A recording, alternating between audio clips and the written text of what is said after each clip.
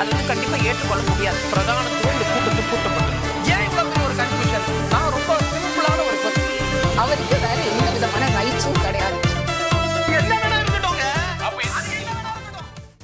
நேர்பட பேசு நிகழ்ச்சிக்கு உங்கள் அனைவரையும் அன்போடு வரவேற்கின்றேன். இன்றைய நிகழ்ச்சியில் நாம் விவாதிக்க இருக்கக்கூடிய தலைப்பு ராகுலை முன்னிறுத்தும் ஸ்டாலின், மோடியை முன்னிறுத்தும் பாஜக, தேசிய கட்சிகள் சுமை என சொல்லும் இபிஎஸ். தமிழ்நாட்டில் தாக்கத்தை ஏற்படுத்துவார்களா தேசிய தலைவர்கள்? இந்த தலைப்பில் தான் நம்ம விவாதிக்க இருக்கிறோம். நான் கருத்துரையாளர்களை உங்களுக்கு அறிமுகம் செய்து கொடுக்கிறேன். பத்திரிகையாளர் லட்சுமி சுப்பிரமணியன் அவர்கள் வணக்கம். நம்மோடு அதிமுகவிலிருந்து வழக்கறிஞர் சிவசங்கரி அவர்கள் வணக்கம். திமுகவிலிருந்து கோவை செல்வராஜ் அவர்கள் வணக்கம். திரு கோவை செல்வராஜ். பாரதிய ஜனதா கட்சியிலிருந்து பேராசிரியர் ஆசீர்வாதம் ஆச்சாரி அவர்கள் வணக்கம். திரு ஆசீர்வாதம். இன்னும் சற்று நேரத்தில் பத்திரிகையாளர் கார்த்திகேயன் அவர்களும் இணைய இருக்கிறார். அவரையும் வரவேற்று இந்த வாதத்திற்குள் செல்லலாம். லட்சுமி, உங்களிடமிருந்தே தொடங்குறேன்.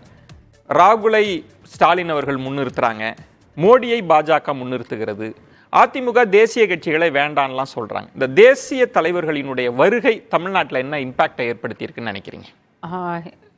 மோடி வந்து அந்த ஒரு இம்பேக்ட் இல்லை, எந்த விதத்துலையும் ஓட் டர்ன் ஆகாது அப்படின்னா 8வது முறை இன்றைக்கு வந்திருக்கவே மாட்டார். பாரதிய ஜனதா கட்சிக்கு ஏதோ ஒரு விதத்தில் ஒரு விதமான நம்பிக்கை, அதாவது அவங்களோட அந்த சோஷியல் இன்ஜினியரிங் மூலமாக சொசைட்டியை போலரைஸ் பண்ண முடியுன்ற நம்பிக்கை, இல்லை போலரைஸுங்கிற வார்த்தை ரொம்ப கனமாக இருக்குன்னு யாராவது ஃபீல் பண்ணாலும் ஒருவேளை அந்த வாக்குகளை அவர்கள் பக்கம் ஓரளவுக்கு திருப்ப முடியும் அப்படிங்கிற ஒரு நம்பிக்கை அவங்கள பொறுத்த வரைக்கும். இந்த தேர்தலில் பெருவாரியான தொகுதிகளில் வெற்றி பெற முடியும் அப்படின்னு இல்லைனாலும் வாக்குகள், அவங்களுடைய வாக்கு எண்ணிக்கையை அதிகரிக்க முடியும் அப்படின்ற ஒரு நம்பிக்கை. வாக்கு சதவீதத்தை உயர்த்துறதா அல்லது 2வது இடமா? சில இடங்கள்ல, அதாவது சில தொகுதிகளில் 2வது இடம், அந்த அதாவது தென் மாவட்டங்களில் சில தொகுதிகளில் 2வது இடம். இன்னும் சொல்லப்போனால் கோயம்புத்தூர் போன்ற பகுதிகளிலையுமே 2வது இடம் முடியுமா அப்படின்றதையும் பாரதிய ஜனதா கட்சி ரொம்ப முயற்சிக்கிறது. கோயம்புத்தூரில் அவங்களுடைய வேலை வந்து, அதாவது நம்ம வெளியில் பார்க்குற பார்வைக்கு அங்கே வந்து வாக்குகள் பெரிய அளவில் பிஜேபிக்கு சப்போர்ட் இருக்காது, இல்லை வந்து அண்ணாமலைக்கு அவ்வளோ வாக்குகள் வருமா, வேலுமணியினுடைய கோட்டை, திமுக அங்கே வந்து வெற்றி பெற்று விட முடியும் அப்படின்னுலாம் நம்ம நினச்சாலுமே அங்கே வந்து கிரவுண்ட் ரியாலிட்டி வேறையாக இருக்குது.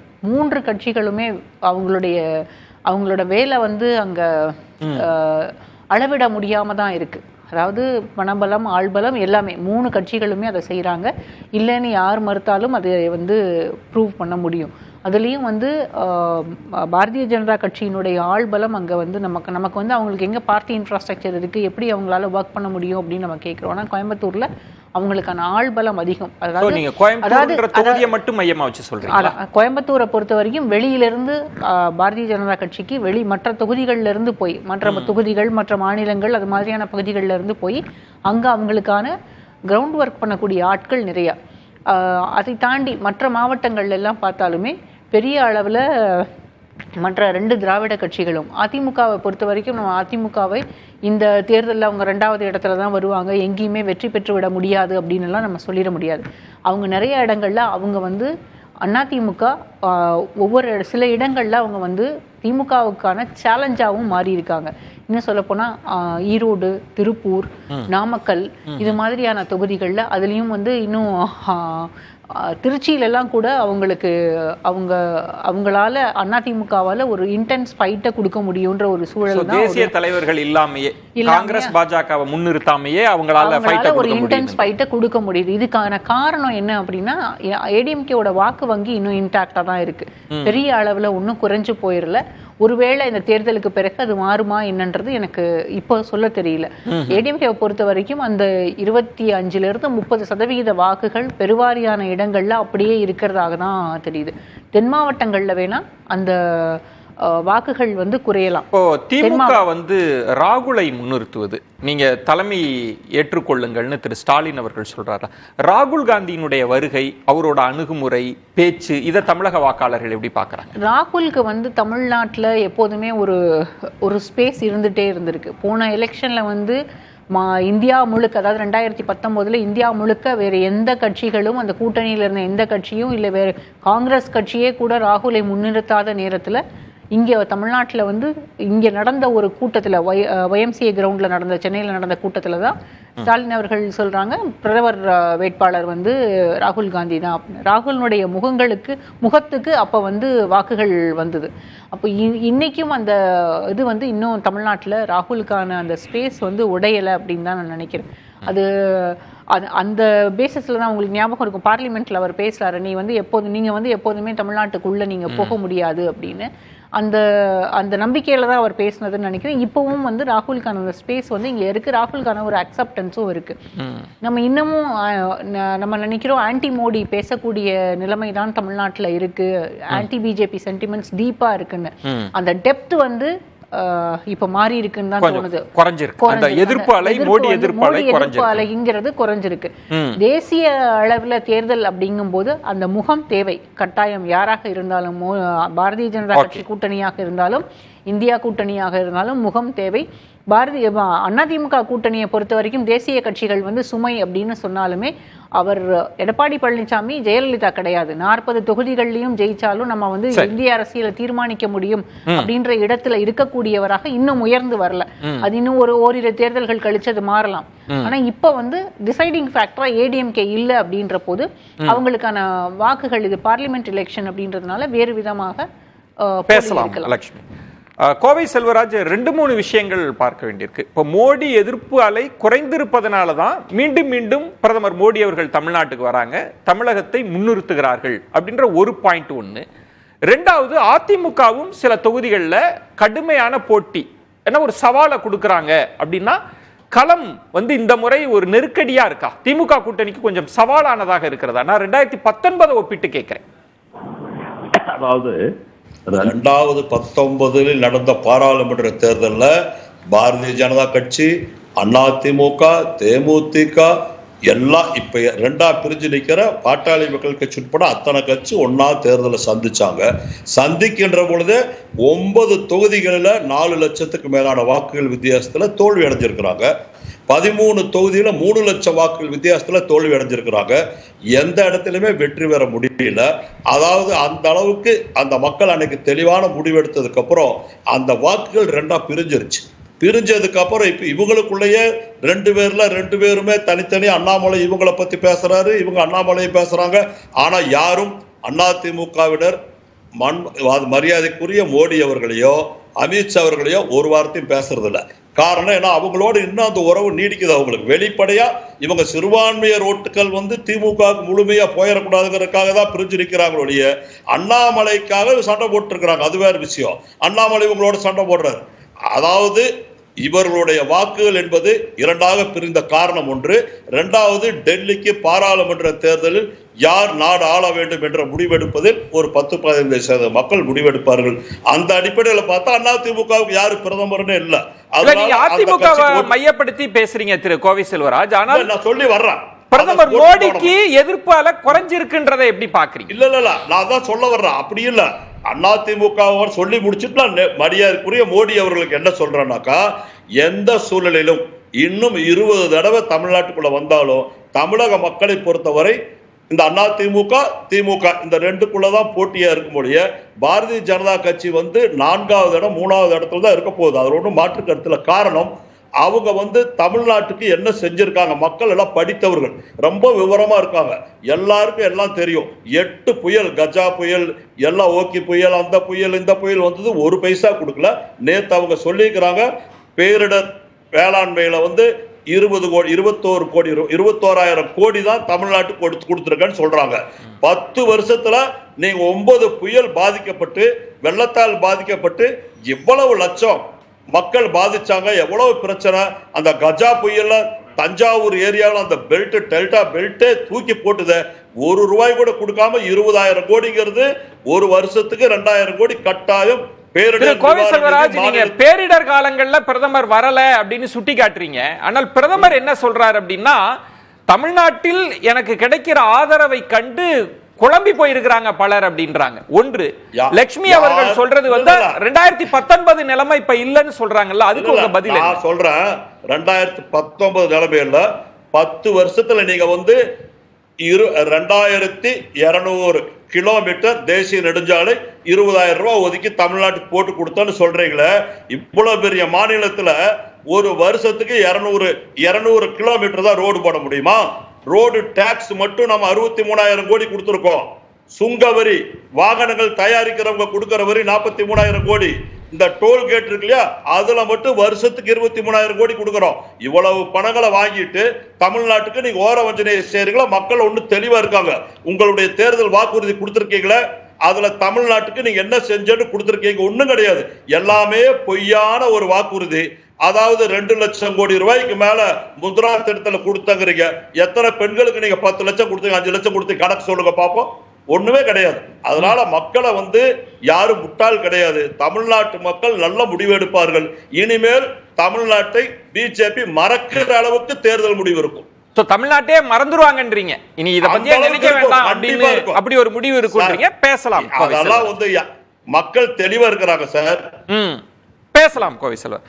சிவசங்கர், இப்ப பிரதமர் சொல்ற பாயிண்ட்ன்றது இப்ப இது வரைக்கும் திமுக அதிமுக அப்படின்னு. ஆனா பிரதமர் என்ன சொல்றாருன்னா, திமுக மீது இருக்கக்கூடிய வெறுப்பு எங்களுக்கு சாதகமாக இருக்கு அப்படின்றது ஒண்ணு. நடக்கிறது நாடாளுமன்ற தேர்தல். நீங்க எந்த பிரதமர் வேட்பாளரையும் முன்னிறுத்தல, தேசிய கட்சியோடையும் கூட்டணி இல்லை அப்படின்னா அதிமுகவுக்கு எப்படி களம் சாதகமா இருக்கும்னு புரிஞ்சுக்கிறது? தேசிய கட்சிகளை பொறுத்தவரை ரெண்டுமே ஒரே குட்டையில ஊர்ன மட்டைகள் சார்.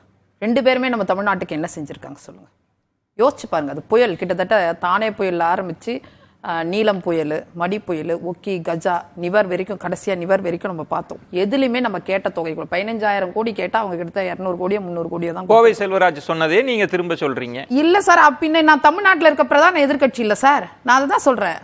நீங்க என்ன நமக்காக செஞ்சிருக்காங்க சொல்றாங்க. இப்போ என்ன சிக்கல் வந்துருச்சுன்னா, பிரதமர் என்ன சொல்றாருன்னா, திமுகவுக்கு எதிர்ப்பு இருக்குல்ல, அது எங்களுக்கு சாதகம், அந்த வாக்கு எங்களுக்கு தான் வரும். எப்படி சாதகமா இருக்கும் சார்? எப்படி சாதகமா இருக்கும் நீங்க சொல்லுங்க? திமுகக்கான எதிர்ப்பு யாருக்கு சாதகமா இருக்கும்? எங்களுக்கு தானே சாதகமா இருக்கும். காரணம் என்னன்னா, திமுக காங்கிரஸ் கூட்டணி 15 வருஷம் கூட்டணியில இருந்தாங்க. இவங்களும் அவங்களும் ஒரே நிலைப்பாடு தான். 7 பேர் விடுதலை, 2 தேசிய கட்சிகள் ஒரே நிலைப்பாடு. காவேரி பிரச்சனையா இங்க ஒரு நிலைப்பாடு, இங்க ஒரு முகம், ஸ்டேட்ல ஒரு முகம், மத்தியில ஒரு முகம். இன்னைக்கு காவேரியில தண்ணி வரல, இவங்க என்ன கண்டிச்சு வாங்கி கொடுத்துட்டாங்க பிஜேபி? இல்ல காங்கிரஸ் தான் பண்ணிட்டாங்க. இங்க இருக்கிற காங்கிரஸ் என்ன பண்ண கொடுக்கணும், அங்க இருக்கிற காங்கிரஸ் கொடுக்காதணும். இங்க இருக்கிற கம்யூனிஸ்ட் முல்லை பெரியார் பிரச்சனைக்கு கட்டக்கூடாது, அங்க இருக்கிற கம்யூனிஸ்ட் கட்டணும். தேர்தல்ல மத்திய அரசுன்னு ஒண்ணு அமைஞ்சா நீங்க யாருக்காவது ஒருத்தருக்கு ஆதரவு கொடுக்கணுமா இல்லையா? ஆதரவு நாங்க கொடுக்க மாட்டோம் சார். யாருக்குமே கொடுக்க மாட்டோம். வெளிநடப்பு செஞ்சிருவோம். நாங்க ஆதரவு கொடுக்க மாட்டோம். அப்ப டோட்டலா வெளிநடப்புலயே இருப்பீங்களா? இல்ல சார், நாங்க ஆதரவு எங்களுக்கு மாநிலத்துக்கு சாதகமான விஷயங்கள் எங்களோட கோரிக்கை ஏற்ற அதுக்கு ஆதரவு தெரிவிப்போம். இல்லனா வெளிநடப்பு செய்ய போறோம். இது என்ன சார் இது? இப்ப நீங்க 15 வருஷம் இருந்து என்ன வாரி கட்டிட்டு வந்துட்டீங்க? தமிழ்நாட்டுக்கு என்ன சார் வாரி கட்டிட்டு வந்தீங்க? பிரதமர் வேட்பாளர் யாருங்க உங்களுக்கு? எங்களுக்கு வேண்டாம் சார். எங்களுக்கு மக்கள் தான் பிரதமர். நாங்க சொல்லிட்டுமே, ஓட்டு போடுறது எங்களுக்கு மக்கள். அவங்கள தான் நாங்க பிரதமரா ஏத்துட்டு இருக்கோம். அவங்களுக்கு தேவையானதை வாங்கிட்டு வரதான் நாங்க பிரதமரா நினைக்கிறோம். ஏன் ஒரிசால இல்லையா, ஆந்திர பிரதேஷ் இல்லையா, தெலுங்கானா இல்லையா?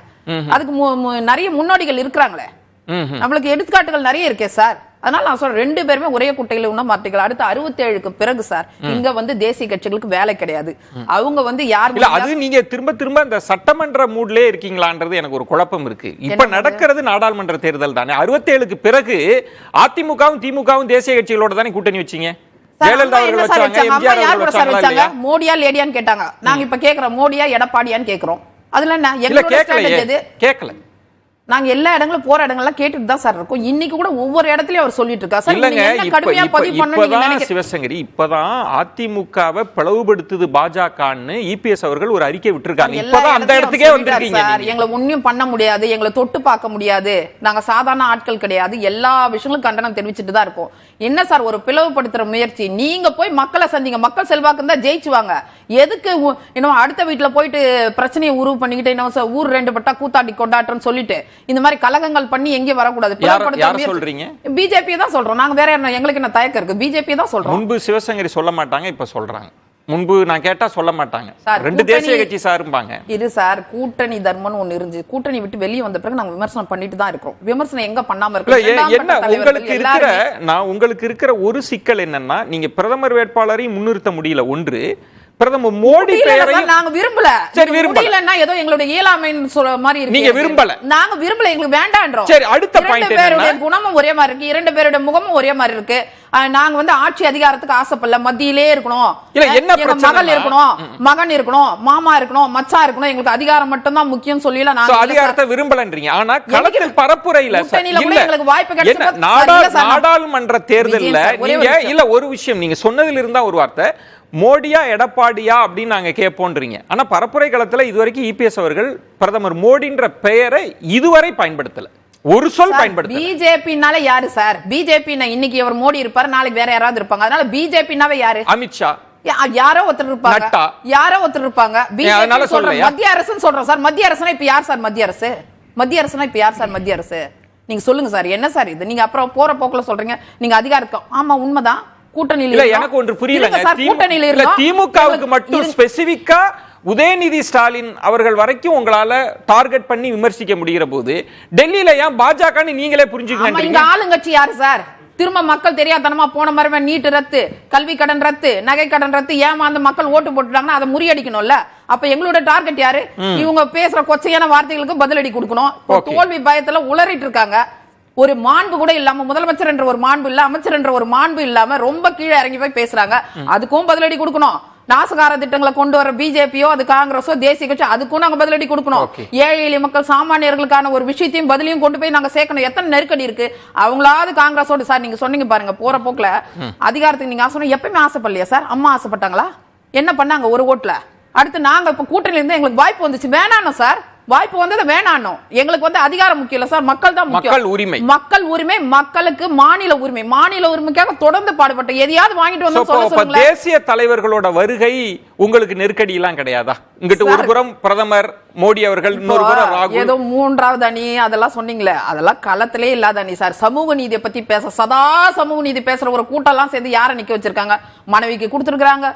அடுத்து இன்னொருத்தர் ஒரு கிடைச்ச ஒரு சீட்டை கூட மனைவிக்கு கொடுக்குறாங்க, மகனுக்கு கொடுக்குறாங்க. இவங்க எல்லாம் சமூக நீதி பேசுறவங்களா? முதல்ல இப்ப யாரை சொல்றீங்கன்னு எனக்கு புரியல. மூன்றாவது ஒரு அணி உருவாக்கி இருக்காங்க நீங்க சொல்லிருக்கீங்களா? மூன்றாவது அணியா? அது அண்ணாமலையினால் உருவாக்கப்பட்ட ஒரு அணி. சமூக நீதி வாரிசு அரசியலை பத்தி பேசுறாங்க இல்லையா? அவங்க எல்லாம் சேர்ந்து யாருக்கு கொடுத்திருக்காங்க? ராதிகா அவர்களை சொல்றீங்களா? அன்புமணி அவங்க சௌமியா அன்புமணிக்கு கொடுக்குறாங்க. சமூக நீதியை பத்தி பேசிட்டு ஜாதி வாரி கணக்கெடுப்பு எடுத்துணும் நடத்தணும்னு சொன்னாரு. நாங்க 2020 கிடையாது, அவங்க யாருமே கிடையாது சார், களத்திலே இல்லாதவங்க. இங்க திமுக அதிமுக. அப்போ திமுக என்னென்னலாம் சொல்லி இங்க வந்திருக்கு, அப்ப அது முறியடிக்க வேண்டிய கட்டாயம் இருக்கும்போது அது கொண்டு போறோம். காங்கிரஸ் என்ன சார் உத்தமர்கள் 50 வருஷம் ஆண்டு கூட தமிழ்நாட்டுக்கு ஒண்ணுமே செய்யல சார். பேசலாம். திரு ஆசீர்வாதம், ரெண்டு விஷயம் முக்கியமாக கவனிக்க வேண்டியது வந்து, இப்ப தேசிய தலைவர்கள் வருகை எதற்காக பிரதமர் வர்றாருன்றது ஒண்ணு. ஆனா சிவசங்கரி சொல்றது அதெல்லாம் ஒரு தாக்கத்தை ஏற்படுத்தாதுன்னு அந்த இடத்துல கோவை செல்வராஜும் ஒத்து போறார். ஒண்ணு. ரெண்டாவது, நீங்க எப்படி வந்து திமுக மீது வெறுப்பு இருந்ததுன்னா அது உங்களுக்கு வரும்னு நினைக்கிறீங்க? சிவசங்கரி சொல்றாங்க அது எங்களுக்கு தான் வரும். தேசிய கட்சிகளே தமிழ்நாட்டுக்கு சுமைன்னு சொல்றப்ப அது உங்களுக்கு எப்படி சாதகமா இருக்கும்? வணக்கம் விஜயன். சகோதரி சிவசங்கரி வந்து இவ்வளவு நேரம் வந்து பேசிட்டு இருந்தாங்க இல்லைங்களா? அவங்க பேசினதுல வந்து 90% வந்து எங்களை பத்தி தான் பேசிட்டு இருந்தாங்க. அதாவது நாங்க வந்து அங்க ஒரு பொருட்டாவே இல்லை, அங்க வந்து எங்களுக்கு எந்த ஒரு வாக்கு வங்கியுமே இல்லை, இவங்க தான் வந்து எங்களை தூக்கி சுமந்தது மாதிரி அவங்க பேசிட்டு இருந்த அவங்க எங்களை நோக்கியே வந்து பேசிக்கிட்டு இருந்தது வந்து அவங்க எந்த அளவுக்கு வந்து இந்த இஷ்யூவால பட்டவாயிருக்காங்க அப்படின்றது வந்து தெளிவா தெரியுது. போன வருஷம் வர என்டிஏவோட மீட்டிங்ல தேசிய தலைவர்கள் எல்லாருமே இருக்கிற அந்த மீட்டிங்ல பிரதமர் நரேந்திர மோடி தன்னோட பக்கத்துல அமர வைத்து எடப்பாடி பழனிசாமி அவர்களை அழகு பார்த்தார். இன்னைக்கு வந்து கூட்டணி முறிஞ்சு போச்சு அப்படின்ற போது ரைட், அவங்களுக்கு வந்து பேசட்டும், பேசினதுனால வந்து எந்த ஒரு ஆட்சேபனையும் இல்ல. அதே நீங்க மட்டும் என்ன சார் பக்கத்துல வச்சு அழகு பார்த்துட்டு இப்ப வந்து ஊழல் கட்சின்னு சொல்லலையா? நீங்களும் மாத்தி பேசலையா என்ன? இல்ல நான் அதுக்குரிய தரவுகளையும் நாங்க கொடுத்திருக்கிறோம். தரவுகளை கொடுக்காம பேசுறதுல வந்து பிரச்சனைகள் வரும். அதுக்காக தான் எங்களுடைய மாநில தலைவர் அண்ணாமலை அவர்கள் தெளிவாக சொல்லியிருக்காரு, ஒவ்வொரு விஷயத்தையும் புட்டு வச்சிருக்காரு. பேராசிரியர், தரவுகள் உங்களுக்கு ரொம்ப லேட்டா கிடைச்சிருக்குன்னு நினைக்கிறேன். டிஎம்கே ஃபைல்ஸ் மாதிரி உங்களுக்கு ஏடிஎம்கே ஃபைல்ஸ் ரொம்ப லேட்டா கிடைச்சிருக்கு இல்லையா? ஏடிஎம்கே ஃபைல்ஸ் எங்கள்கிட்ட இருக்குது அப்படின்றத வந்து நாங்க அன்னைக்கே சொன்னோம். எப்ப டிஎம்கே ஃபைல்ஸ் ரிலீஸ் ஆச்சோ அன்னைக்கே சொன்னோம். லட்சுமி மேடம் வந்து ஒன்னு முக்கியமான ஒரு விஷயத்த சொன்னாங்க. பாஜகவை பொறுத்தவரை இந்த இடத்துல வந்து வாக்கு சதவீதத்தை தான் உயர்த்த போறோம், எங்களுக்கு வந்து சீட்டுகளா அது கன்வெர்ட் ஆகாதுன்றது. மேடம், ஜூன் 4ஆம் தேதி நீங்க பாப்பீங்க, எங்களை பொறுத்தவரை 39 தொகுதிகளிலும் நாங்கள் வாக்கு சதவீதத்தை மட்டும் உயர்த்துவதில்லை, அந்த சீட்டுகளையும் பிடிக்கணும். அதுக்காக தான் நாங்க வந்து எங்களுடைய தேசிய தலைவர்கள் மோடி அவர்கள், திரு நட்டா அவர்கள், அமித்ஷா அவர்கள் வந்து தமிழகத்துல வந்து பரப்புரையை நிகழ்த்திட்டு இருக்கார்கள். திரு அண்ணாமலை ஆசீர்வாதம் அதுலதான் முதல்வர் என்ன சொல்றாருன்னா, நீங்க ஒவ்வொரு முறை பிரதமர் தமிழ்நாட்டுக்கு வந்தாலும் நிதியமைச்சர் வந்தாலும் எங்களுக்கு ரொம்ப சாதகமான அம்சம்ன்றார், எங்களுக்கு வாக்கு கூடிக்கிட்டே இருக்குன்றார். அதாவதுங்க, நிர்மலா மேடம் வந்து ஒரு இன்டர்வியூல சொல்லியிருக்காங்க. என்ன சொல்லியிருக்காங்க தெரியுமா? இவங்க அந்த கட்டமைக்கிறாங்க பார்த்தீங்களா, 1 ரூபாய் அதுல 29 பைசா அப்படின்றது, இது எல்லாமே வந்து வெத்து வேட்டுன்றதுக்கு வந்து தெல்ல தெளிவா அதுக்குரிய தரவுகளை அவங்க வச்சிருக்காங்க. இன்னைக்கு என்ன திமுக பிரச்சனைனா, திமுகவுக்கு எதிரா மக்கள் வந்து வெறுப்பு உணர்வுல இருக்கிறாங்க. இவங்களுடைய ஆட்சி போதை பொருட்களுடைய கடத்தக்கூடிய ஒரு ஆட்சி, ஊழல் ஆட்சி, இவங்களுடைய ஆட்சி வந்து பெண்களால் வந்து வெறுக்கப்படக்கூடிய ஒரு ஆட்சி, எங்க லா அண்ட் ஆர்டர்ல மிகப்பெரிய பிரச்சனைகள் வந்து நடந்துகிட்டு இருக்குது. இதெல்லாம் வந்து யாரை நோக்கி, இதுக்கு ஆப்போசிட் ஓட்ஸ் வந்து யாரை நோக்கி போகுதுன்னா அது அதிமுக நோக்கி போகல. அதுக்குதான் சொல்றேன். அதாவது இன்னைக்கு வந்து ஆல்டர்னேட்டிவா அது எங்க போகும் அப்படின்னா, எந்த இடத்துல ஒரு தேசிய தலைமை பிரதம மந்திரியாக வருவதற்குரிய முழு வாய்ப்பு உள்ளவர் 10 வருடமாக தன்னுடைய ட்ராக் ரெக்கார்டை வந்து அவர் ப்ரூவ் பண்ணியிருக்காரு. அப்படியாப்பட்ட திரு நரேந்திர மோடி அவர்களுக்கு வாக்களிக்கும் பட்சத்துல நம்மளுடைய மாநிலம் வந்து நல்லபடியாக ஒரு ட்ராக் ரெக்கார்ட் இருக்கே, மோடியா லேடியான்னு சொன்ன ஒரு ட்ராக் ரெக்கார்ட் இருக்கே, ஜெயிச்சிருக்காங்க. 10 வருஷத்துக்கு முன்னாடி, அந்த 10 வருஷத்துக்கு முன்னாடி அதே அதே அதே ஜெயலலிதா அவர்களே வந்து திரு நரேந்திர மோடி அவர்களோடு நல்ல உறவோடு தான் இருந்தார்கள். அதுக்கு பிறகு அவங்க அந்த லேடியா மோடியான்னு கேட்டாங்க இல்லைங்களா, அதுக்கு பிறகு கூட தன்னுடைய வீட்டுக்கே அவங்கள வரவழைச்சு அவங்களோட வந்து அவங்க விருந்து கொடுத்தார்கள். அது வந்து அரசியல்ல வந்து ஒரு பரப்புரையில அவங்க பேசுறது ஓகே, அதன் காரணமாக அவங்களுக்கு வந்து 37 சீட்டு கிடைச்சதுதான். ஆனா அந்த இடத்துல அது அதோட நிக்கல. அப்படின்னா வந்து அவங்க இறக்குறது வர திரு நரேந்திர மோடி மேல வந்து ஒரு வெறுப்புணர்வோட இருந்தாங்களா? இல்லவே இல்லை. அவங்களை பொறுத்தவரை அவங்களுக்கு தெரியும் தன்னுடைய ஆட்சி அங்க தனிமனித உறவு என்பது வேறு, பாஜக மீது அவங்க அரசியல் உறவு கொள்ளல, அரசியல் ரீதியா டிஸ்டன்ஸ்ல தான் வச்சாங்க அதிமுக. அது கடைசி வரைக்கும் அதான் நிலைப்பாடு. கட்சி ரீதியாக வைத்திருந்தாலும் ஆட்சி ரீதியாக அவங்க வைக்கல. ஏன்னா அவங்களுக்கு தெரியும் மத்திய அரசுடைய எல்லா திட்டங்களையும் மாநில அரசுகள் மூலமாக தான் நிறைவேற்றப்பட வேண்டும்.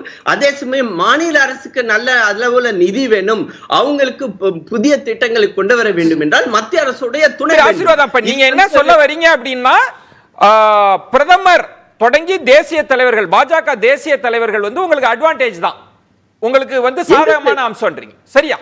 எங்களுக்கு best of the best advantage இதுல எங்களுக்கு என்ன, இதுல அதுதான் அதிமுகவுக்கு நெருக்கடியை கொடுக்குதுன்றீங்க. பேசலாம். அவங்கள்ட்ட ஆட்கள் உங்களுக்கான பதில மட்டும் நான் கார்த்திகேயன் பேசிட்டு வந்துடுறேன், நீங்க காத்துருங்க.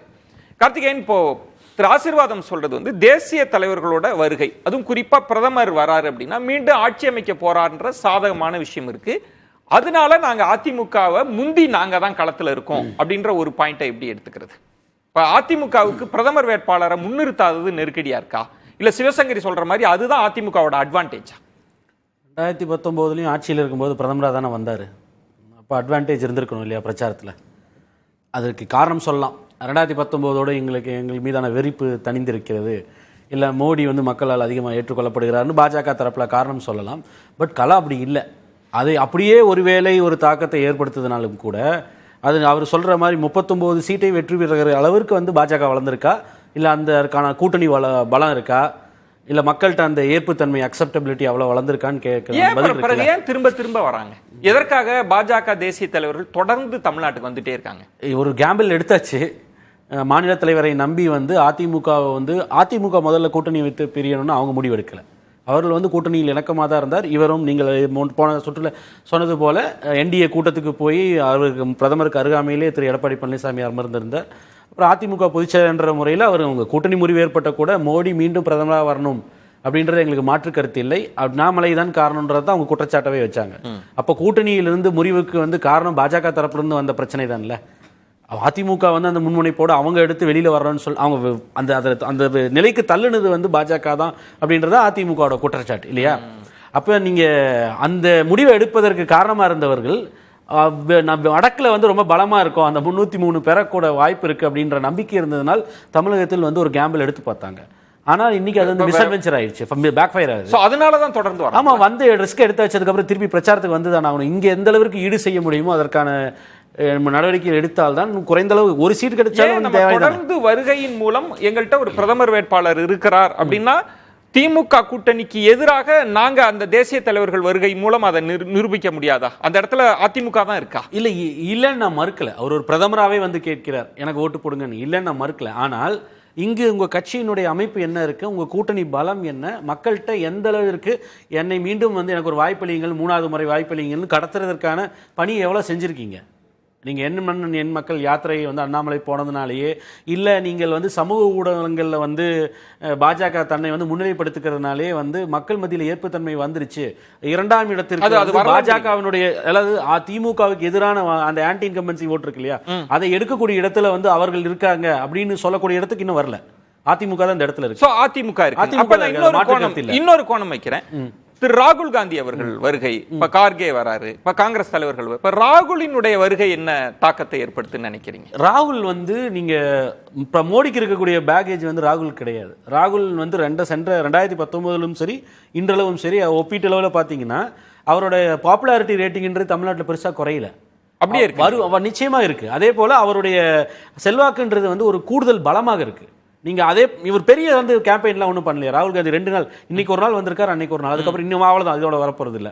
பிரதமர் மோடி அவர்கள் 8 முறை வந்திருக்காரு. எந்த வகையில ராகுலோட அணுகுமுறையோ பேச்சோ திமுக கூட்டணிக்கு சாதகமா இருக்கும்னு சொல்றீங்க?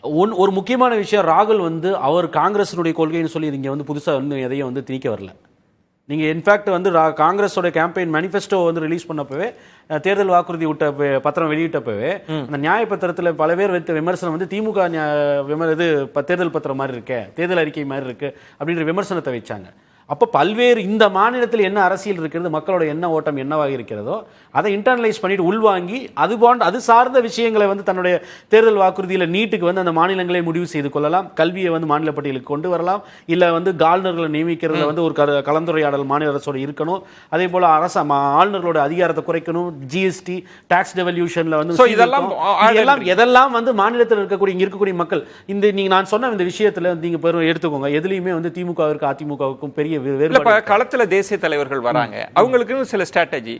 பிரதமர் மோடி அவர்கள் வேட்டி சட்டையோட வந்து தமிழ் மொழியை பாராட்டி பேசுறது, ராகுல் காந்தி வந்து சாலையை கடந்து ஒரு ஸ்வீட் பாக்ஸ் கொண்டு வந்து வாங்கி இப்படி செயல்பாடுகள்லாம் இருக்குல்ல, இதெல்லாம் கவனிக்கப்படுதா? தமிழ் வாக்காளர்கள் கவனிக்கிறாங்களா? கவனிக்கப்படுது. ஆனா என்ன பிரச்சனைன்னா, நீங்க வந்து அது எதை மக்கள் ரசிப்பார்களோ, ஒரு செயற்கை தன்மையோட செய்யும் போது ரசிக்க மாட்டாங்க.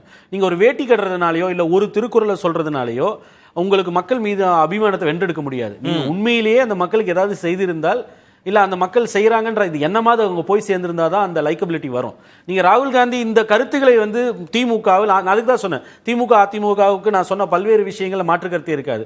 அப்போ அது பெருவாரியான தமிழ்நாட்டு மக்களுடைய எண்ண ஓட்டம் இருக்கு இல்லையா, அந்த எண்ண ஓட்டத்தை உள்வாங்கி கூடிய ஒரு தேர்தல் அறிக்கை அவர் சொல்லும் பொழுது அப்ப இந்த மாநிலத்தினுடைய மக்களுடைய எண்ண ஓட்டத்தை யார் அக்செப்ட் பண்றாங்களோ அவங்கள அதிகமா நேசிப்பாங்க. சிவசங்கரி, ஆசீர்வாதம் அவர்கள் 3 பேருமே பதில் சொல்லணும்னு விரும்புறீங்க, எல்லாம் ஒரு நிமிஷத்துல சொல்லிட்டீங்கன்னா நான் ஒரு பிரேக் போயிடுவேன். சுருக்கமா சொல்லுங்க. சொல்றாரு நெருக்கடி, எங்களுக்கு எந்த நெருக்கடியும் இல்ல சார். நாங்க எங்களை நம்பி களத்துல இறங்குறோம், மக்களை நம்பி களத்துல இறங்குறோம். அடுத்து மத்திய அரசாங்கம், தேசிய கட்சி, கூட்டணி இத பத்தி எல்லாம் நாங்க கவலைப்படுறதே கிடையாது. இன்னைக்கு உச்ச நீதிமன்றம் இருக்கு, எங்களுக்கு என்ன தேவையோ அதை உச்ச நீதிமன்றத்தின் மூலமா பெற முடியும். அடுத்து ஒரு மத்திய அரசாங்கம் ஜனநாயகமே வேண்டான்றீங்களா சார்? நான் சொல்றது கூட்டணி ஆதரவு இது போன்ற நிலைகளுக்கு சொல்றேன். இன்னைக்கு உச்ச நீதிமன்றம் இருக்கு, தவறு செஞ்சா தண்டிக்கிறதுக்கு உச்ச நீதிமன்றம் இருக்கு. எங்களால வாங்க முடியும், சட்ட ரீதியா தான் எல்லாத்தையும் நம்ம பெற்று இருக்கோம் சார். 69 இட ஒதுக்கீடுல இருந்து காவேரி ஆணையத்துல இருந்து போராடி தான் வாங்கியிருக்கோம். அப்புறம் என்ன நெருக்கடி இருக்கு? நீங்க என்ன செஞ்சிருக்கீங்க? என்ன சார் செஞ்சிருக்கீங்க? நீட்டுக்காக என்ன செஞ்சீங்க? நீட்டை கொண்டு வந்தது காங்கிரஸ், அதை செயல்படுத்தியது பிஜேபி. அப்ப 2 பேருமே ஒரே மாதிரி தான். அதனால எங்களுக்கு எந்த நெருக்கடியும் கிடையாது. சொல்ல போனா இது அட்வான்டேஜ் எங்களுக்கு. கட்சிகள் வந்து சுமைன்னு சொல்லக்கூடிய அதிமுக மோடி பிரதமராக வர வேண்டாம், வேண்டாம் மோடி அப்படின்ற வார்த்தையை சொல்ல வேண்டாம் மோடின்னு தான் நாங்க சொல்றோம். எத்தனை தடவை சொல்றோம் வேண்டாம்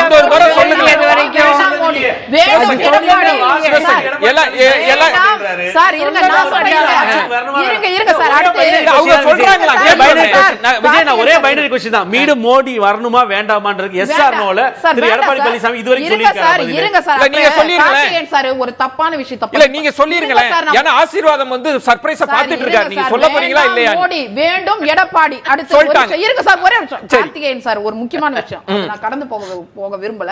அவர் ஒரு விஷயம் தப்பான விஷயத்தை பதிவு பண்றாரு. நாங்க வேணானோ கதவுகள் திறந்தே இருக்குன்னு பிஜேபி எவ்வளவு நாள் காத்திருந்தாங்க. நாங்க வேணான்னு முடிவு எடுத்துட்டு வந்தோம். கோவை செல்வராஜ் சுருக்கமா சொல்லிருங்க. நான் பிரேக் போறேன். அடுத்த ரவுண்ட் தரேன். மோடிக்காக வேண்டாம்னு வந்தாங்களா, அண்ணாமலைக்காக வேண்டாம்னு கோவை வந்தாங்களா? செல்வராஜ் யாருமே பிஜேபி வேண்டாம் கோவை வெளிய வந்தோம். செல்வராஜ் கோவை செல்வராஜ் சுருக்கமா ரெண்டு பேர் சொல்லிருங்க. பிரேக் தான் இல்ல மரியாதைக்குரிய சிவசங்கர் இவ்வளவு ஆவேசப்படுறாங்க இல்லையா? 2019 காவேரி ஆணையங்கிற அந்த தீர்ப்பெல்லாம் கொடுத்தத முழுமையா எடுத்து ஜல் சக்தியோட இணைச்சிட்டாங்க. அதாவது ஒட்டு போத்த பொதுவா அது ஒரு சக்தி இல்லாத ஒரு விரயமா, அதாவது அது வந்து ஒரு நம்பிக்கை இல்லாத 38 எம்பி இருமா பேச ஆமா சார் 38 எம்பி என்ன இன்னும் கூட சொல்லிட்டு இருக்கீங்க? 2024 வரைக்கும் சொல்வீங்க. யாருமா இருந்தா இல்ல தனிப்பட்டு வேண்டாம், படித்த வார்த்தைகள் வேண்டாம். கோவை செல்வராஜ் இல்ல நான் கேக்குறது 2019 யார் தமிழ்நாடு முதலமைச்சர்? எடப்பாடி பழனிசாமி இருந்தார். சட்ட ரீதியான விஷயங்கள்லாம் நாங்க செஞ்சோம். நீங்க அவர் முடிச்சாரு. நீங்க பேசும்போது கோவை செல்வராஜ் முடிச்சாட்டும். பாயிண்டா வந்துருங்க. கோவை செல்வராஜ் சுருக்கமா எதுக்கு பூத்துக்கறாங்கல? இல்ல எடப்பாடி பழனிசாமி செஞ்ச தப்ப வெளிய சொல்ல வேண்டாமா? கோவை செல்வராஜ் வாங்க வாங்க வாங்க, டைம் இல்ல. ஒரே நிமிஷம். விவசாயிகளுக்கு அந்த இந்த திட்டம் இருக்கு இல்லையா, பயிர் காப்பீட்டு திட்டம், அத வந்து 2014 இருந்து 18 வரைக்கும் 75% ஒன்றிய அரசு, 23% மாநில அரசு, 2% தான் விவசாயிகள் இருந்ததா. 2020 இதே பிஜேபி அரசு மரியாதைக்குரிய பிரதமர் நரேந்திர மோடி அவர்கள் என்ன செஞ்சாரு? 75% மாநில அரசு, 23% ஒன்றிய அரசு, 2% விவசாயிகள் கொண்டு வந்தாங்க. அதனாலதான் வந்து இவங்க 10 வருஷத்துல 8000 கோடி தான் தமிழ்நாட்டுல விவசாயிகளுக்கு பேசினதுக்கான பதில சொல்லுங்க. பொதுவாக வேண்டாம்.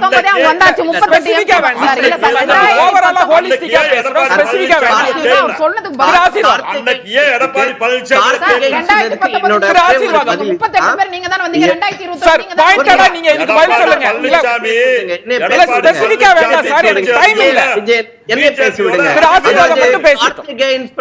என்னுடைய பதில்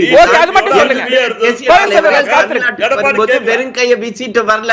நாங்க கடந்த 10 வருஷமா என்னென்ன செஞ்சிருக்கோம் அதை நாங்க பட்டியலிட்டு இருக்கோம். 10,75,000 கோடி ரூபாய்க்குரிய திட்டங்களை நாங்கள் கொடுத்திருக்கிறோம். இது வந்து apart from regular devaluation of the money அப்படின்றத நாங்க சொல்லியிருக்கேன். அடுத்ததா வந்து அண்ணன் செல்வராஜ் அவர்கள் ஒண்ணு கேட்டார், முத்ரா கடனுக்கு பெண்களுக்கு எவ்வளவு பண்ணிருக்காங்க. அண்ணன் விண்ணப்பத்தொகை மொத்தம் வந்து 47,81,567 விண்ணப்பங்கள். அதுல 50% வந்து உமன்காக தான் வந்துச்சு. கார்த்திகேயன், இப்போ 4 முனை போட்டி. இப்ப நாம் தமிழரும் களத்துல இருந்து அவங்களும் இருந்துட்டு இருக்காங்க. அணிகளா 3 முனையா இருந்துட்டு இருக்கு. இதுல தேசிய தலைவர்களினுடைய வருகை அது வாக்காளர்கள்ட்ட என்ன தாக்கத்தை ஏற்படுத்தும் நினைக்கிறீங்க? நீங்க ஒரு அதுக்கு நான் ஏற்கனவே சொன்ன ஒரு வேல்யூ அடிஷன் இருக்கும். மோடி வர்றதுனால அந்த அதிமுக இது பாஜக தொண்டர்களுக்கு ஒரு உற்சாகப்படுத்தும். அதை வர்றதுனால ஒரு சின்ன ஒரு மொமெண்டம் அவங்களுக்கு கொடுக்குமே ஒழிய, வாக்காளர்கள்லாம் வந்து எனக்கு தெரிஞ்சு இந்த லாஸ்ட் 1 வீக் வந்து பேசி இன்ஃப்ளூயன்ஸ் பண்ணுறதுனாலலாம் யாரும் ஓட்டு மாற்ற போகிறதில்ல. அவங்க மைண்டெல்லாம் வந்து இதோட மேடப் தேர் மைண்ட் ஒரு 2-3 வாரத்துக்கு முன்னாடி எல்லாமே முடிவாக. நீங்க சொல்றது மாநில அதிமுக தான் செட் பண்றாங்க. ஆமா நேரட்டிவ். நீங்க அதனால நான் வந்து ராகுல் காந்தி உதாரணம் சொன்னேன். ராகுல் காந்தி வந்தது வந்து ஒரு ரைட் டைம்ல வந்ததுனால டிஎம்கே காங்கிரஸ் அலையன்ஸை நல்லா கேல்வனைஸ் பண்ணுச்சு. ப்ளஸ் அவருடைய அந்த ஆப்டிக்ஸ் இருக்குல்ல, அந்த ஸ்வீட்டு வாங்குறது அதுன்றதெல்லாம் வந்து மக்கள் அது இயற்கையாக இருந்துச்சுன்னா ஏற்றுப்பாங்க. அதுதான் நான் சொல்றேன். இயற்கையா இருந்ததுன்னா அது வந்து கலைஞரோ அம்மையார் ஜெயலலிதாவோ இல்ல ஸ்டாலினோ எடப்பாடி யாரா இருந்தாலும் சரி இயற்கையா இருந்தா எடுத்துப்பாங்க. நீங்க போயிட்டு வேட்டி கட்டுவது வெறுமனே வந்து நான் தமிழ்ல வந்து நேசிக்கிறேன்னு சொல்றதுல மட்டுமே வந்து மக்கள் வந்து நம்ப மாட்டாங்க. இல்ல நீங்க 10 ஆண்டு கால ஆட்சி அதனால விமர்சனம்ன்றீங்க. சிவசங்கரி சொல்றது ராகுல் காந்திக்கு அந்த சும்மா இருக்குல்ல, அவங்களும் 10 ஆண்டுகள் யூபிஏ இருக்குல்ல, அதையும் வச்சு பாப்பாங்க. யூபிஏவோட 10 ஆண்டு தாண்டி தானே நீங்க இன்னொரு 10 ஆண்டு முடிச்சுட்டு வந்திருக்கோம். யூபிஏ பீரியட் 2014 முடிஞ்சிருச்சு. நீங்க அதுக்கப்புறம் 10 ஆண்டு வந்து வேறொரு பிரதமர் இருந்திருக்காரு, வேறொரு கட்சி வந்து இந்தியாவில் ஆட்சி பண்ணிருக்கு, தமிழ்நாட்டையும் சேர்த்து அவங்க தான் ஆட்சி பண்ணியிருக்காங்க. அந்த ட்ராக் ரெக்கார்டு தான் பார்ப்பாங்க. நீங்க திருப்பியும் போய் பழையபடி வந்து யூபிஏ பீரியட்ல இதை செய்யல அதை செய்யலன்னு சொன்னீங்கன்னா அதுக்காக தான் உங்களுக்கு வாய்ப்பு கொடுத்துருக்காங்க. 2014 உங்களுக்கு சீட்டு வந்ததோ வரலையோ, ஒரு 37 எம்பி அதிமுகவுக்கும் பிஜேபியோட ஆதரவுல 2 பேரும், அதே போல 38 வந்து திமுக கூட்டணிக்கும், ஒரு எம்பி அதிமுக. இதெல்லாம் வந்து அந்த 2014 காங்கிரஸ் வேண்டாம்ன்றதுக்கு அப்புறம் எடுத்த முடிவு தான். அது தேசிய லெவலில் நீங்க அப்படிதானே பார்க்கணும். பார்க்க முடியும். அதை விட்டுட்டு நீங்க வந்து 2014க்கு முன்னாடி இருந்த ஆன்டி இன்கம்பன்சினா அப்ப இப்ப என்ன 10 வருஷத்துல என்ன பண்ணாங்க? அது எங்களுக்கும் தானே சார் பொருந்தும், எங்களுக்கும் தானே பொருந்தும். 2019 38 எம்பியோடு வர்றாங்க. அப்ப என்ன செஞ்சாங்க இந்த 5 வருஷம்? நீட்டு ரத்து முதல் கையெழுத்துனாங்க, ரத்து பண்ணிட்டாங்களா? கல்வி கடன் ரத்துனாங்க. இன்னைக்கு என்ன பண்ணிருக்கீங்க? 75 கூட உங்களால மாத்த முடியல. நீங்க என்ன பண்ணீங்க? நம்பிக்கை வாக்கெடுப்பு எடுக்கும்போது சபாநாயகர் தனபால் அவர்களை கையை பிடிச்சி இழுத்து அட்டகாசம் பண்ணீங்க. ஆனா 22 நாள் நாடாளுமன்றத்தை நாங்க முடக்கணும். அது மாதிரி ஏதாவது ஒண்ணு செய்ய முடிஞ்சதா உங்களால? அப்போ இவர் சொல்றது அப்படியே எங்களுக்கும் தானே பொருந்தும். இவர் சொன்ன அதே தானே எங்களுக்கும் பொருந்தும், எங்களுக்கும் தானே பொருந்தும். மாநிலத்துல மத்தியில எம்பி 38 பேரு, இங்க எம்எல்ஏங்க, அப்புறம் ஆளுங்கட்சி. அப்போ எத்தனை எதிர்ப்பு இருக்கும்போது அப்ப அந்த ஓட்டு யாருக்கு வரும்னா எங்களுக்கு வரும்னு சொல்றேன். ஆன்டி இன்கம்பன்சி வந்து மாநிலத்துக்கு இல்லன்றது யாரும் மறுக்கல. 10 ஆண்டு கால ஆன்டி இன்கம்பன்சில நீங்க ஒரு 37 பேரை வச்சிருந்தீங்களே 2014 இருந்து 19 வரைக்கும், அதையும் சேர்த்தானே கேட்பாங்க. இப்ப நீங்க 38 பேர் கேட்கிற கேள்வியை 37 பேர் பதில் சொல்லிதானே ஆகணும். கோவை செல்வராஜும் வேற, இது வேற மாதிரி. கோவை செல்வராஜ் நான் வரேன், ஆசீர்வாதம் காத்துருங்க. கோவை செல்வராஜ் நீட் இல்லன்றது இல்ல. இப்ப கேள்வி வந்து அப்போ நீட்டுக்கு ரெண்டு பேருக்கு ஒரே நிலைப்பாடு தான். இல்ல கோவை செல்வராஜ் பதில் வாங்க. ஒப்புதல் கொடுக்காத பாஜக பத்தி என்ன விமர்சனம்? காத்துருங்க கோவை செல்வராஜ் ப்ளீஸ் காத்துருங்க. கோவை செல்வராஜ் நீட் கொண்டு வரும்போது இந்தியா முழுவதும் பிஜேபி பார்லிமெண்ட்ல கொண்டு வரும்போது ராஜ்யசபாவில் 13 எம்பி பற்றாக்குறை. திருச்சி சிவா அவர்கள் வந்து அந்த நீட்டை எதிர்த்து தீர்மானம் கொண்டு வர்றாரு. அன்னைக்கு அதிமுக அதுக்கு வாக்களித்திருந்தால் இன்னைக்கு இந்தியாவில் எந்த இளைஞரும் இறந்திருக்க மாட்டாங்க, நீட்டே வந்திருக்காது. அந்த நீட் வர்றதுக்கு முழு காரணமே அதிமுக. அதனால நீட்டை பத்தி பேசுறதுக்கு எடப்பாடி பழனிசாமிக்கோ அதிமுகவுக்கோ தகுதியே கிடையாது. சார் தகுதியை பத்தி நீங்க பேசாதீங்க கோவை செல்வராஜ் சார். தொடர்ந்து நீங்க தகுதின்றீங்க. 2010 காங்கிரஸ் கொண்டு வந்துச்சு. நீங்க வரலாற்றை மறைச்சு பேசாதீங்க. கொண்டு வந்தது யாரு? செயல்படுத்தியவங்க கொண்டு வந்தது யாரு? உங்களுக்கு என்ன தகுதி இருக்கு? நான் கேக்குற பதில் சொல்லுங்க. நீட் யார் கொண்டு வந்தா? என்ன தகுதி? என்ன தகுதி? பழனிசாமிக்கு எந்த தகுதி எதை நிர்ணயம் பண்ணி வச்சிருக்கீங்க? தகுதியை எதை நிர்ணயம் பண்ணி வச்சிருக்கீங்க? ஒரு இடைவேளைக்கு பிறகு பேசலாம். அதுதான் தகுதி. மக்களுக்காக கொடுக்கணும். ஒரு இடைவேளை. தகுதினா என்ன தகுதி? லட்சுமி, இப்போ 3 முனை அல்லது 4 முனை போட்டி அப்படிலாம் வச்சு பிரதமர் வேட்பாளர் அப்படின்றது பெருசாவும் பேசிட்டு இருக்காங்க. உண்மையில பிரதமர் வேட்பாளரை முன்னிறுத்தணும், அந்த அணிக்கு தங்களோட ஆதரவு அப்படின்னா தமிழக வாக்காளர்கள்ட்ட ஒரு எண்ணம் இருக்கா? என்னை பொறுத்த வரைக்கும் அப்படி ஒரு எண்ணம் இருந்தது அப்படின்னா 2019 உண்மையிலே 2019 பிரதிபலிச்சது, ராகுல் முன்னிறுத்தினதுனால பிரதிபலிச்சது. இந்த முறை வந்து திமுக பிரச்சாரம் செய்யக்கூடிய வேண்டாம் மோடி அதுக்கான ஒரு வரவேற்பு இருக்கிறதா தான் நான் பார்க்குறேன். ஆனால் அந்த 2019 ராகுலுக்கான அக்செப்டன்ஸ் ஆன்டி மோடி பேசின அளவு இன்றைக்கு வந்து அதே பர்சன்டேஜ் இருக்குமா, ஓட் பர்சன்டேஜ் அப்படின்னா அது காலத்தில் மாறுறதுக்கான வாய்ப்புகள் இருக்குது. ஏன்னா காரணம் வந்து நேச்சுரலாகவே 3 அணிகளாக பிரிஞ்சு நிற்கிறது ஒன்று. இன்னொன்று வந்து தமிழ்நாட்டில் நீங்கள் சொல்வது ஆன்டி மோடி வேவ் குறைஞ்சிருக்குன்றீங்க. 2019 இல்லைன்னு சொல்றேன், அவ்வளவுதான். அதாவது நான் முன்ன வந்து 10% இருந்தது அப்படின்னா இப்போ வந்து அது 9 அந்த மாதிரி குறைஞ்சிருக்கலாம். நான் வந்து உதாரணத்துக்கு தான் அந்த பர்சன்டேஜை சொல்றேன். ஏன்னா நிறைய இடங்கள்ல வந்து போலரைஸ் ஆயிருக்கு, கம்யூனலா போலரைஸ் ஆயிருக்கு. அது வந்து நம்ம இல்லைன்னு மறுத்துட முடியாது. இது வந்து நாளாக ஆக அது வந்து மாறுறதுக்கான இன்னும் அதிகரிக்கிறதுக்கான வாய்ப்புகள் கூட இருக்கு. இது 2 திராவிட கட்சிகளும் இதை எப்படி எடுத்துட்டு போறாங்க அப்படின்றதையும் பார்க்கணும். ஆனா இந்த தேர்தல்ல அணி திரட்டல சொல்றீங்க. ஆமா, இல்ல இந்த தேர்தல்ல மிகப்பெரிய அளவுல யாருடைய வாக்குகளை பாரதிய ஜனதா கட்சி எடுக்க போகுதுன்றதை பார்க்கணும். ஏன்னா நீங்க தமிழ்நாட்டை பொறுத்த வரைக்கும் இருக்கக்கூடிய கிட்டத்தட்ட 6.5 லட்சம் கோடி வாக்காளர்கள்ல 70% போல் ஆகுது அப்படின்னா அந்த 70% இத்தனை காலமா 2 திராவிட கட்சிகளுக்கும் பங்கா தான் இருந்திருக்கு. இப்போ அந்த 70% ஓட்ஸ்ல தான் இது வந்து இன்னொரு ஒரு புதிய கட்சி வந்தது அப்படின்னா அந்த கட்சியும் அந்த 70%ல இருந்து தான் எடுக்க முடியும். நம்ம 70% போல் ஆகுது. அந்த 70%ல இருந்து யாருடைய வாக்குகளை பாரதிய ஜனதா கட்சியினுடைய கூட்டணி இந்த முறை எடுக்க போறாங்க அப்படின்றத பார்க்கணும். பிஜேபிக்கு நீங்க வந்து 2ல இருந்து 5% வாக்குகள் இருக்கு அப்படின்னா இந்த முறை அவங்க எய்ம் பண்றது டபுள் டிஜிட்ல. அவங்களோட ஸ்கோர் டபுள் டிஜிட்ல வரப்போகுதுன்னா யாரோட ஓட் ஷேர்? ஆமா, பாமகவுக்கும் ஓரளவு அதுவும் வந்து அவங்க வந்து ஒரு சில பாக்கெட்ஸ்ல மட்டும்தான் அவங்க பலமா இருக்காங்க. யாருடைய வாக்குகளை பாரதிய ஜனதா கட்சி எடுக்க போகுது?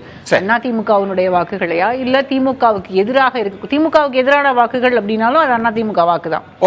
இப்போ எப்படி ஓட் பண்ண போறாங்கன்றது இந்த தேர்தல்ல நமக்கு வந்து தெரியும். திரு ஆசீர்வாதம், இந்த தேர்தல்ல பாஜகவுக்கு இருக்கிற நெருக்கடின்றது 2 பிரதான கட்சிகளும் பாஜகவை கொஸ்டின் பண்றாங்க. பிரதமர் வருகையை நெருக்கடிக்கு உள்ளாக்குறாங்க அப்படின்னா அதை எப்படி அதுவே உங்களுக்கு பெருசா நெருக்கடி இல்லையா என்ன?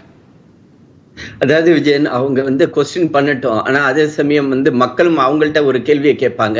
2014 முழுக்க முழுக்க அதிமுக வந்து ஜெயிச்சு வந்தாங்க. எம்பிக்கள் 37 பேர் டெல்லிக்கு அனுப்புனாங்க. அதே சமயம் 2019 38 பேர் திமுக எம்பிக்கள் வந்து இங்க டெல்லியில இருந்தாங்க. அவங்க என்ன செஞ்சாங்க? தமிழ்நாட்டுக்கு அவங்களால என்ன செய்ய முடிஞ்சிச்சு? அதுதான் வந்து மக்கள் கேட்பாங்க. மேடம் சொன்னாங்க இல்லைங்களா, சிவசங்கரி மேடம், நாங்க வந்து பாராளுமன்றத்தை வந்து முடக்கணும். மேடம், அதாவது பாராளுமன்றத்தை முடக்கிறது வந்து பார்லிமெண்டரியனோட வேலை கிடையாது மேடம். அதுவும் அவங்கள ரெக்கார்டு வேற. நாங்க 30 நாள் முடக்கணும், 40 நாள் முடக்கணும், அது கிடையாது. அந்த விவாதங்கள்ல வந்து அவங்க வந்து கலந்து கொள்ளணும். தங்களுடைய என்ன அவர்கள் வந்து 2Gக்கு வந்து சொன்னாரு, நாங்க இப்படி எல்லாம் முடக்கணும்னு பெருமையா பேட்டியே கொடுத்திருக்கிறார் திரு ஆசீர்வாதம். பட் அதனால என்ன பிரயோஜனம்? அதையும் நீங்க பாருங்க, முடக்கிறதுனால ஏதாவது பிரயோஜனம்? இன்ஃபேக்ட் வந்து அந்த முடக்கிறதுனால தான் அது வந்து ஜேபிசிக்கு போச்சு. அதுக்கப்புறம் இது வந்து ரிப்போர்ட் வந்துச்சு, சிஎன்டிஜி ரிப்போர்ட் வந்துச்சு, அவங்க அரெஸ்ட் ஆனாங்க. அதை விடுங்க. ஆனா இவங்க முடக்கிறதுனால ஏதாவது நடந்துச்சா? இந்த 2 தடவை தமிழ்நாட்டுல இருந்து வந்த 2 தடவை தமிழ்நாட்டோடைய எம்பிக்கள் இங்க வந்து என்ன செஞ்சாங்க? அதனாலதான் இந்த தடவை மக்கள்கிட்ட நாங்க என்ன பண்ணி சொல்றோம், தமிழ்நாட்டுல இருந்து எந்த ஒரு பிஜேபி கூட்டணியுடைய எம்பிக்கள் செலக்ட் ஆனாலும் அவங்க இங்க மத்தியில அமைச்சராக இருப்பார்கள். அவர்கள் தமிழ்நாட்டுக்கு என்னென்ன திட்டம் வேணுமோ அதை மோடி அவர்களோட கேட்டு பெற்று அவர்களுக்கு தமிழ்நாட்டோட மக்களுக்கு கொடுப்பாங்க. இந்தியா கூட்டணி ஜெயிச்சா அவங்க அமைச்சராவாங்களே. இந்தியா கூட்டணி பிரதமரா கூட ஆகலாமே. என்ன ஒரு அவங்களோட பிரதமர் யார் இருக்காங்கன்ற பிரதமரோட வேட்பாளரே இல்லாம ஒரு இந்தியா கூட்டணி வந்து தேர்தலை சந்திக்கிறாங்க. நாங்க என்ன சொல்றோம், நாங்க 400 சீட்டுகள் எடுப்போன்றோம். அவங்களுக்கு ஏதாவது டார்கெட் சொல்ல முடியுமா? அதை சொல்லுங்க. எந்த மாநிலத்துல அவங்க ஒற்றுமையா இருக்காங்க? அதுதான் பிரச்சனை. பத்தி ஜனநாயக ரீதியா ஒரு எதிர்ப்பை பதிவு பண்றோம். அடுத்து லட்சுமி மேடம் ஒரு விஷயம், முக்கியமான விஷயம் இல்ல சார், முக்கியமான விஷயத்தை பதிவு பண்ணாங்க. அவங்களுடைய ஓட்டு பெர்சன்டேஜ் இன்க்ரீஸ் ஆகுது. அதை நான் முற்றிலுமா மறுக்கிறேன். தமிழ்நாட்டை பொறுத்த வரைக்கும் எத்தனை பேர் எவ்வளவு கட்சி தொடங்கினாலும் திமுக அதிமுக தான் சார் களம். எத்தனை சிவாஜி கணேசன் தொடங்கினாரு, எத்தனையோ பெரிய சரத்குமார் தொடங்கினாரு, என்ன பெர்சன்டேஜ் வந்துச்சு? மக்கள் நல கூட்டணி பாத்தீங்க என்ன பெர்சன்டேஜ் வந்துச்சு? களம் வந்து திமுக அதிமுக தான். சுருக்கமா, மிக சுருக்கமா. இந்தியா முழுவதும் எல்லா ரேஷன் கடைகளும் உணவு மானியம் கொடுத்துட்டு இருந்ததை அரிசி, கோதுமை, சக்கரை, மண்ணெண்ணெய் எல்லாம் இந்த ஒன்றிய அரசு நிறுத்தினால வட மாநிலங்கள்ல 90% ரேஷன் கடை மூடிட்டாங்க. தமிழ்நாடு அரசு 6500 கோடி ரூபாய் வருஷத்துக்கு கொடுத்து இலவச அரிசி கொடுக்குது, சக்கரை வாங்கி கொடுக்குது, எண்ணெய் வாங்கி கொடுக்குது, பருப்பு வாங்கி கொடுக்குது. அதனால அண்ணா செல்வராஜ் அவர்களே, அது யாரு நீங்களும் ஒரு பைசா கொடுக்கறது இல்ல. நீங்க ஒரு பைசா கொடுக்கல தமிழ்நாட்டுக்கு. நீங்க தமிழ்நாட்டுக்கு ஒரு பைசா கொடுக்கல. நான் சொல்றேன், இருங்க ஒரு நிமிஷம். நீங்க பேசுங்க. இல்ல இன்னொரு விஷயம், அதாவது இவர் சொல்றாரு இல்லீங்களா, 85 கோடி மக்களுக்கு 5 கிலோ கோதுமை அல்லது 5 கிலோ அரிசி கொடுக்கறேன்னு சொல்றாங்க. 25 கோடி மக்களை வறுமையில் இருந்து 10 வருஷத்துல கொண்டு வந்துட்டாங்களா? அப்ப அந்த 85 கோடி மக்கள் இந்த அரிசி கோதுமை 5 கிலோ வாங்குறாங்களே, அந்த வறுமையை பத்தி தமிழ்நாட்டுல 2 ரூபாய்க்கு அரிசி வந்து கலைஞர் 2006 ஆரம்பிச்சு அது 1 ரூபாயாகி, அதுக்கப்புறம் அம்மையார் ஜெயலலிதா பீரியட்ல வந்து அது இலவசமாகி அப்ப இருந்தே போய்கிட்டு இருக்கு. 20 கிலோ கொடுத்துட்டு இருக்காங்க. 2001 கோவிடுக்கு அப்புறம் தான் வந்து 80 கோடி பேருக்கு வந்து பொது விநியோகத்துல பொருள் கொடுக்கறதே வந்து பிஜேபி ஆரம்பிச்சது. அது இப்ப எலெக்ஷனுக்கு 6 மாசத்துக்கு முன்னாடி தான் எக்ஸ்டெண்ட் பண்றேன்னு 5 வருஷம் நன்றி சொன்னாரு. இதெல்லாம் இல்லாம வந்து அவர் வந்து புதுசா சொல்லிட்டு இருக்காரு. அது மட்டும் இல்ல, முக்கியமானது அவர் கேட்டாரு என்ன புதுவாதம் இல்ல, 2 எம்பிக்களையும் வந்து 2 கட்சியிலும் என்ன பண்ணாங்க 2014 கேக்குறாங்க. இப்ப கடைசியா வெள்ளத்துக்கு காசு கொடுக்கலன்னு கேக்குறாங்க, மெட்ரோ ரயில் காசு கொடுக்கல பார்லிமெண்ட்ல கேட்டாங்கல்ல, பிஜேபி என்ன கொடுத்தது? நன்றி. சிறப்பு விருந்தினர்களுக்கு நெஞ்சம் நிறைந்த நன்றிகளை தெரிவித்துக் கொள்கிறேன். மற்றொரு தலைப்பில் சந்திக்கிறேன். நன்றி. ஏற்றுக்கொள்ள முடியாது பிரதான கூட்டப்பட்டு ஏன் இவ்வளவு ஒரு கன்ஃபியூஷன்?